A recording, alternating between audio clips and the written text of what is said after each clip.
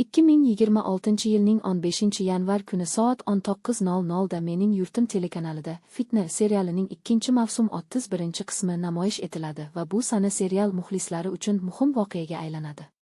Ushbu loyiha tomoshabinni asta-sekin chuqur dramatik qatlamlarga olib kirib, har bir qahramon taqdirini sinchiklab ochib berishi bilan ajralib turadi.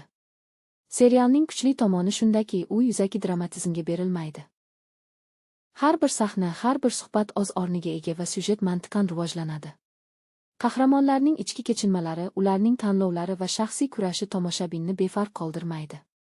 Voqealar rivoji davomida xarakterlarning o'zgarishini kuzatish ayniqsa qiziqarli. Ikkinchi mavsumning 31-qismi syujet nuqtai nazaridan muhim burilishlarni va'da qiladi. Intriga yanada kuchayadi, qarorlar esa jiddiy oqibatlarga olib keladi. Bunday puxta yondashuv serialga alohida qiymat bagishlaydi va uni boshqa loyihalardan ajratib turadi.